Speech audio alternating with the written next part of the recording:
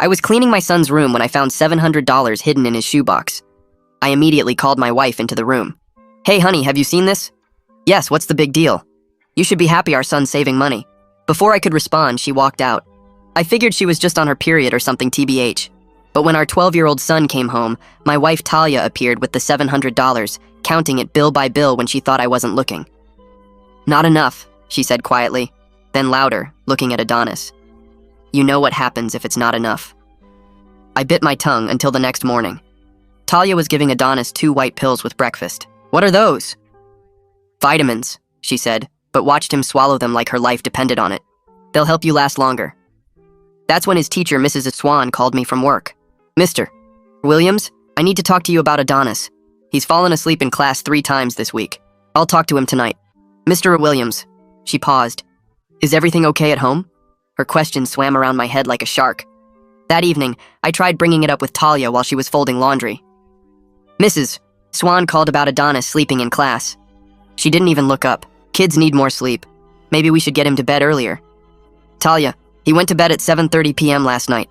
She finally turned around, and for just a second I saw fear in her eyes, like she was drowning and I was about to find out why. "Just leave it alone, Noah. Please."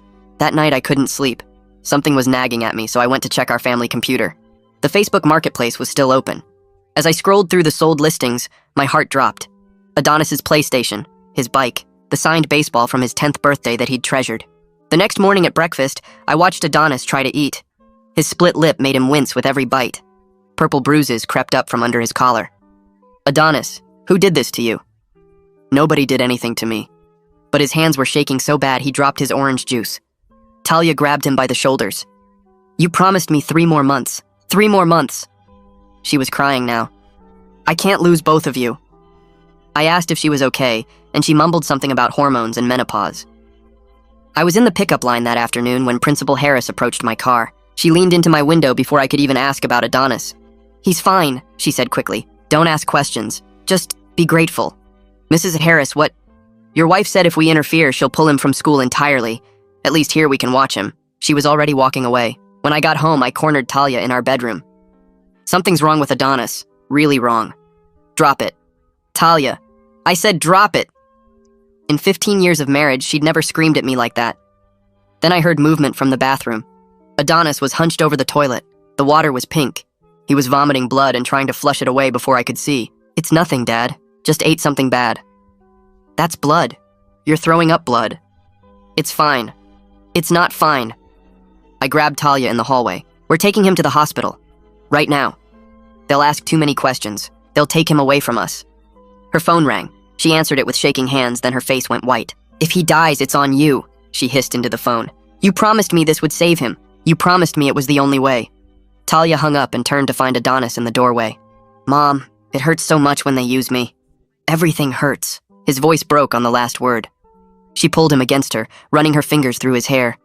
"I know, baby. I'm so proud of you." She was crying into his hair. "Just 1 more week, then we're done." That's when I decided to check on him later. But at 3 a.m. when I went to his room, his bed was empty, still made. On his pillow was a note. "Dad, if you're reading this, I'm okay. I'll be home by sunrise." I ran to the window just as a sedan pulled into our driveway. Adonis limped out the back door and climbed in.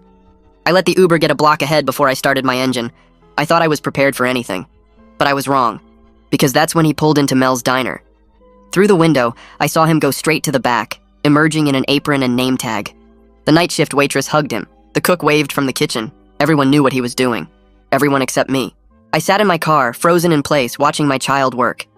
He carried trays loaded with plates that made his arms shake. Truckers 3 times his size barked orders at him. I kicked that door open so hard it slammed into the wall. "That's my 12-year-old son!"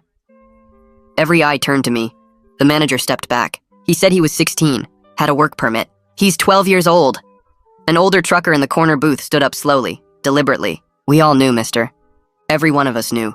But the kid said it was life or death, said he needed the money to save someone." My world tilted.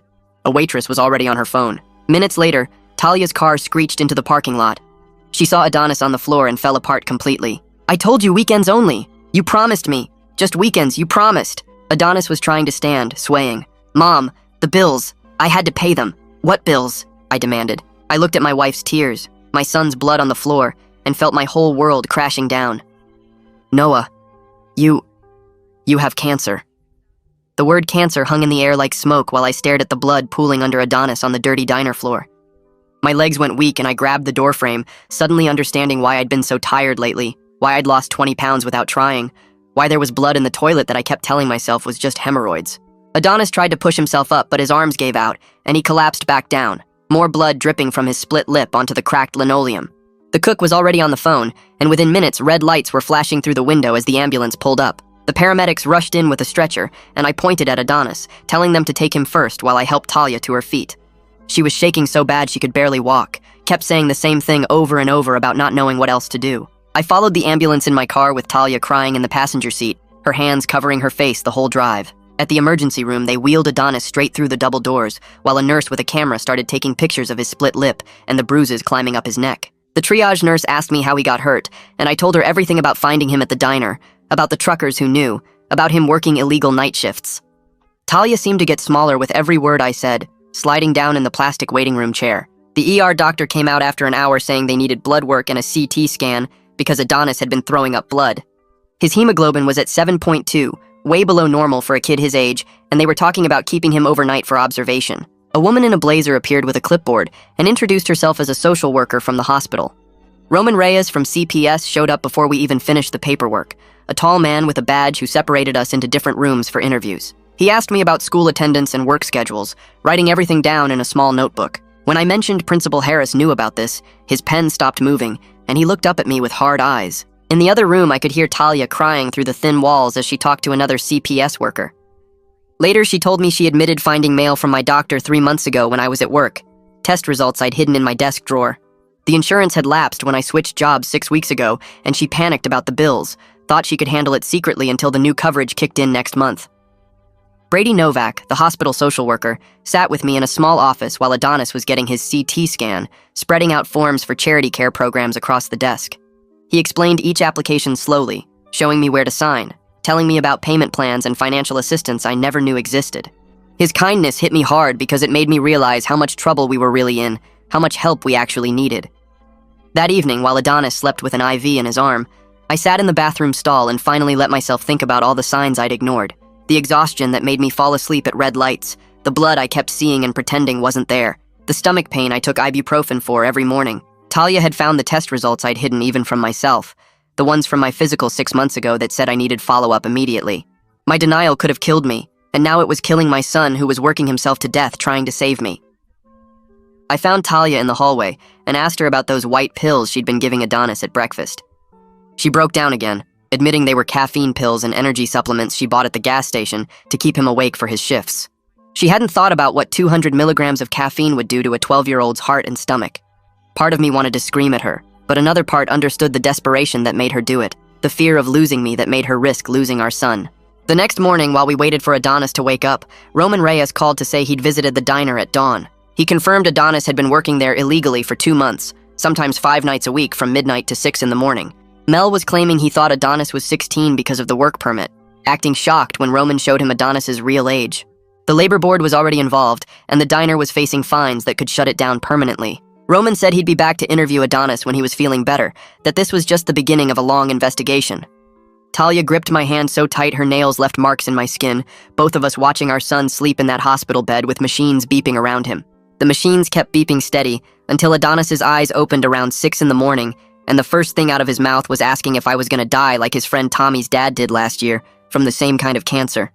I grabbed his hand and promised him we'd fight this together, but no more secrets and definitely no more working, and he just started crying and saying sorry over and over for not making enough money to help. Brady came in with a stack of papers while the nurse checked Adonis's IV and started explaining how our insurance gap meant we had 0 coverage for 3 whole months, right when my symptoms started getting bad. The new insurance I got through work had a huge deductible we hadn't met yet and wouldn't cover any of the experimental treatments the doctors might want to try, so even with charity care we were looking at bankruptcy for sure. He pulled out application after application for emergency Medicaid, hospital charity programs, and drug company assistance, each one needing different documents we'd have to dig up from home like tax returns and pay stubs and bank statements. Talia and I sat at the little hospital table working through the forms together, neither of us talking, just filling out boxes and signing our names over and over while Adonis dozed. A woman in a white coat came in and introduced herself as Dr. Camilla Hudson, my new oncologist, and she scheduled my first real cancer appointment for tomorrow morning with a whole bunch of tests I couldn't even pronounce. She was nice but direct about needing staging scans right away to see how far the cancer had spread, and I signed consent forms that my brain couldn't really process because I kept thinking about Adonis asking if I was going to die. The imaging center called my cell phone to schedule my PET scan and biopsy for Thursday, and the tech on the phone explained the whole procedure. While I just nodded and said okay, even though she couldn't see me, my mind stuck on Adonis's question about dying, while everything moved way too fast and way too slow at the same time. While I was down getting my first round of tests done, Talia sat with Monica Fowler, the family therapist they assigned us, and spilled everything about how she'd contacted Mel when she got desperate for cash, telling him Adonis was really mature for 12 and could handle the work. She kept saying how lots of kids work in family businesses, so she figured it wasn't that different, except deep down she knew it was totally different. But the fear of losing me made her ignore that voice in her head, and even now, with everything that happened, she still tried to defend not telling me because she thought I'd refuse treatment if I knew the cost. The next day, Adonis had to describe the night shifts to Monica, with me sitting right there listening to every awful detail about truckers who grabbed his arm. When he brought the wrong order, trays so heavy his whole body shook carrying them, burns all up his forearms from the coffee pot when his hands got too tired to hold steady.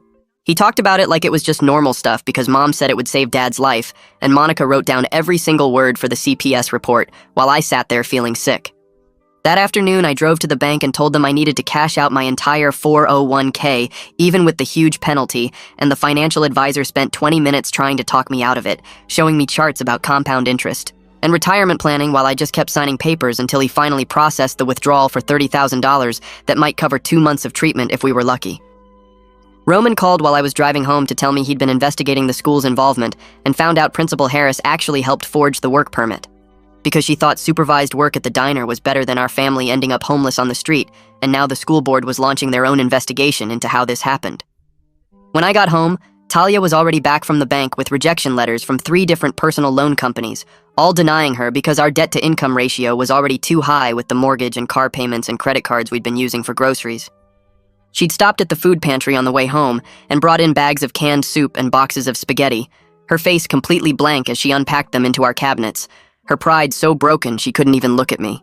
We ate the donated spaghetti that night in total silence, all 3 of us at the table but nobody talking, just the sound of forks on plates and Adonis wincing when the tomato sauce hit the cuts in his mouth. The phone rang right as I was clearing the plates and Dr. Hudson's office number showed on the screen. I grabbed it with shaking hands while Talia froze at the sink and Adonis watched from his chair. The nurse told me to come in tomorrow morning for my test results, and I knew from her voice it wasn't good news.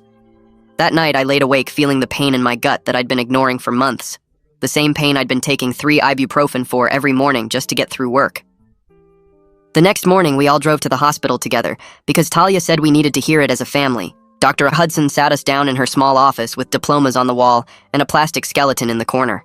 She pulled up images on her computer screen showing my insides lit up in different colors. The tumor in my colon was about the size of a golf ball, and she pointed to spots that might be spread to nearby tissue. She used words like resection and adjuvant therapy while drawing diagrams on a notepad. The surgery would remove part of my colon and check the lymph nodes to see if it spread. After surgery would come chemo, maybe radiation depending on what they found. She quoted survival rates that sounded both hopeful and scary at the same time.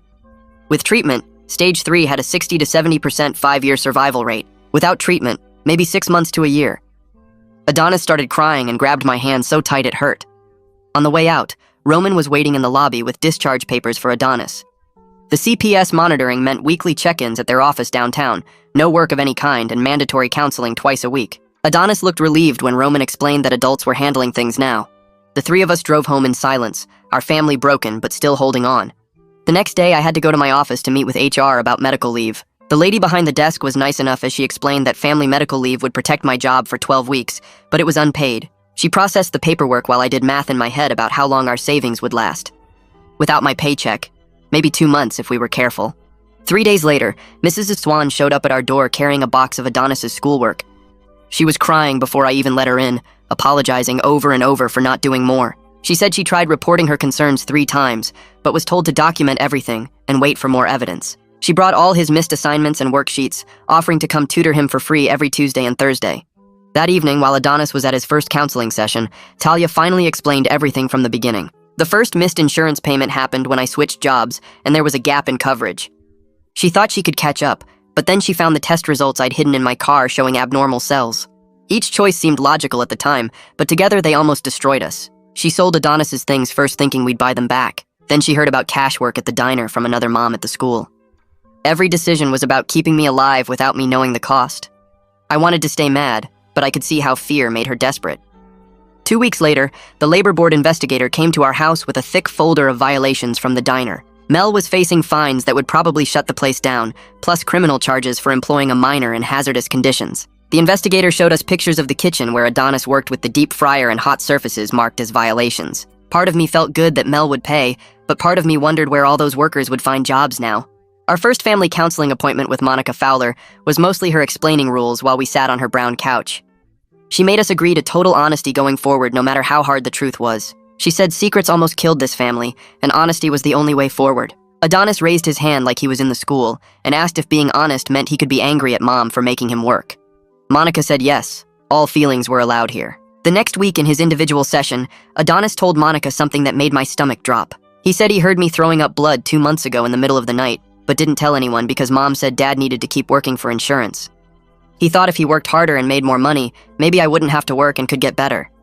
His fear of losing me made him think losing his childhood was worth it. Monica helped him understand that wasn't his choice to make, and adults should have protected him. A month after diagnosis, Dr. Hudson called with the final staging results from all the scans and biopsies. Stage 3, a colorectal cancer, which meant it spread to nearby lymph nodes but not to other organs. She recommended starting aggressive chemo right away, followed by surgery in 3 months if the tumor shrank enough. The prognosis was cautiously optimistic if I responded well to treatment, maybe 70% chance of making it 5 years. Scheduling the chemo became a nightmare of logistics since Talia had to work and someone needed to watch Adonis after school. The treatments would be every 2 weeks for 6 months, each one taking most of the day with recovery time after. Disability payments wouldn't start for another 2 months, so Talia had to keep her job. Slowly, our neighbors and church people started offering help with rides and meals, even though we never asked. One afternoon, I sat down with Adonis in his room while he was doing homework. I told him I was sorry for not going to the doctor sooner when I noticed the blood. His pencil stopped moving and he looked up at me with eyes that seemed too old for 12.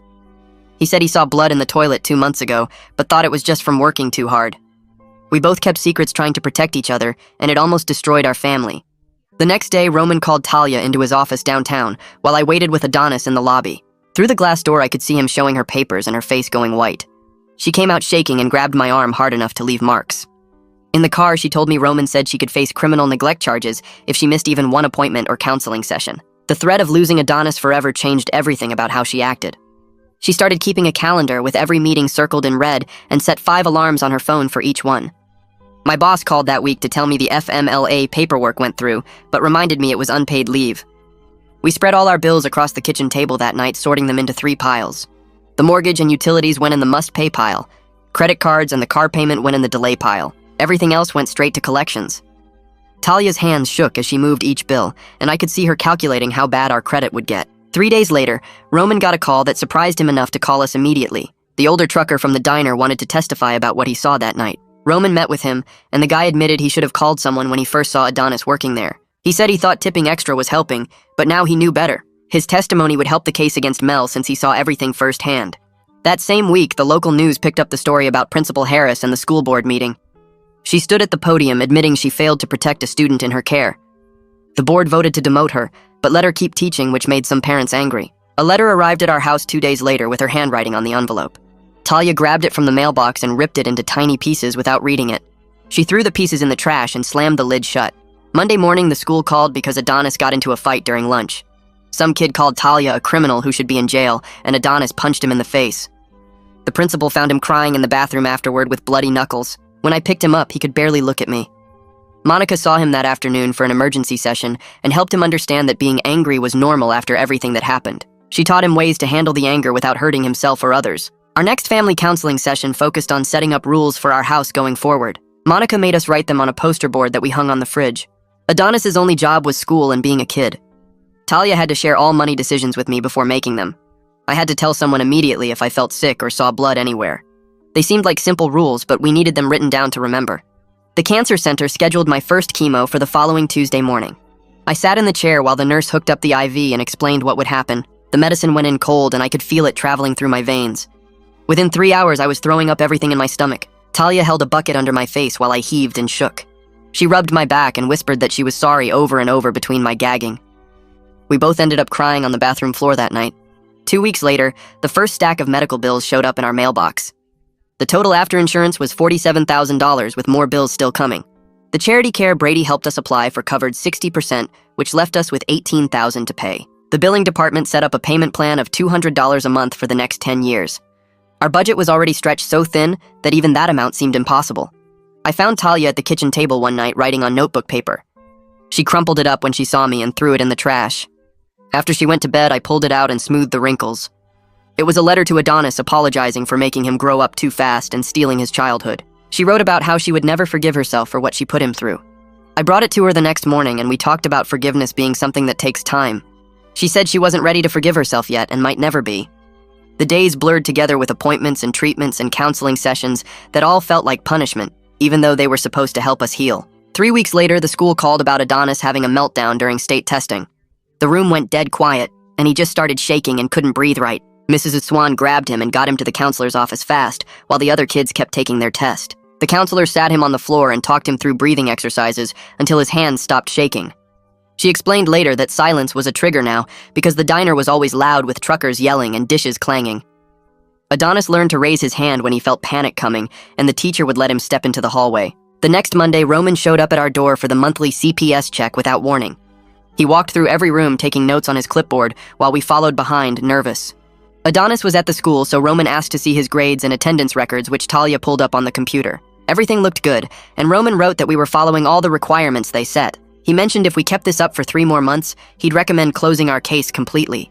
The threat of losing Adonis still hung over every single thing we did, but at least Roman seemed happy with our progress. 2 days later, we got a letter saying the labor board scheduled a hearing about the diner for next month. Our legal aid lawyer met with us at her cramped office downtown to explain what would happen. She said we'd each have to testify about what we saw and what Adonis went through working there. Adonis sat quiet the whole meeting, but I could see his leg bouncing under the table when she mentioned facing Mel in court. The lawyer said his testimony was the most important part since he was the victim.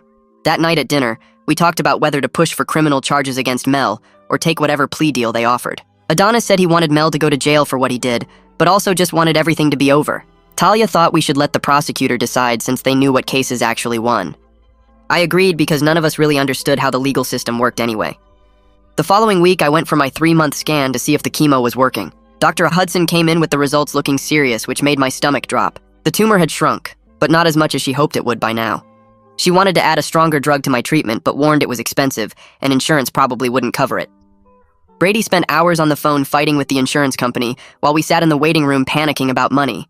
They denied it twice before Brady figured out the right codes to use on the appeal. Meanwhile, our landlord taped an eviction notice to our door for being 2 months behind on rent. I called him right away and begged for more time to figure something out. He agreed to let us stay if we paid half now and set up a payment plan for the rest. The stress made my blood pressure shoot up so high that Dr. and Hudson had to adjust my other medications. Every single system seemed designed to kick you when you were already down. That Thursday was our family counseling session with Monica, and something finally broke open in Talia. She started sobbing so hard she couldn't talk for 5 whole minutes. When she finally got words out, she said she was so scared of being a widow at 38. She turned to Adonis and begged him to forgive her for making him work. She said she thought she was saving our family, but she almost destroyed it instead. Adonis sat frozen for a minute, then got up and hugged her for the first time since everything started. Monica said this was progress even if it didn't fix everything yet. The healing would take way longer than the hurting did. Over the weekend, Adonis had to write an impact statement for the labor board hearing. His teacher stayed after school to help him organize his thoughts and fix his grammar. He wrote about missing school and throwing up blood and being too tired to play with friends. He practiced reading it out loud to us over and over until he could get through it without crying. Each time he read it, he stood a little taller and spoke a little louder. His teacher told him his voice mattered and people needed to hear what happened. Sunday morning, the pastor announced the church took up a special collection for our medical bills without even asking us first. They raised $8,000 in one service, which made Talia cry with embarrassment. She kept saying we didn't deserve charity after what we did to Adonis. I reminded her that Adonis working was also charity, but the bad kind that hurt him. This was people actually helping the right way without asking for anything back. The next afternoon, the prosecutor called to explain what would probably happen with Mel's case. She said he'd most likely plead guilty to misdemeanor child endangerment to avoid trial. He wouldn't go to jail, but would pay big fines and have to pay Adonis back for all his work, plus extra for damages. It didn't feel like enough punishment, but our lawyer explained that these cases hardly ever ended with jail time. She said the difference between justice and closure was something we'd have to figure out for ourselves. That night before the hearing, we sat around the kitchen table picking at leftover pasta. Nobody really wanted to eat.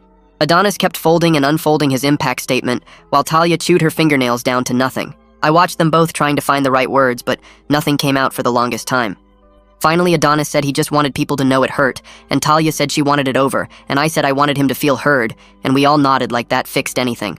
The courthouse the next morning was smaller than I expected. Just a regular government building with metal detectors and tired security guards. We found the right room, and there was Mel already sitting with his lawyer at a table up front.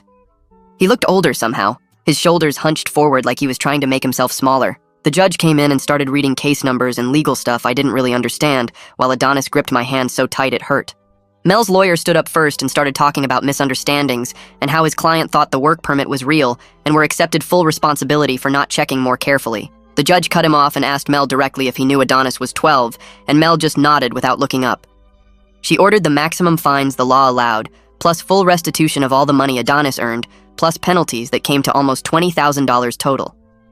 When my turn came to testify, I stood up on shaky legs and told them about finding my son at 3 a.m, about the blood and the bruises, and finding out I had cancer all in the same night. I explained how medical debt made us desperate enough that my wife thought this was the only way, how the bills kept coming faster than we could pay them.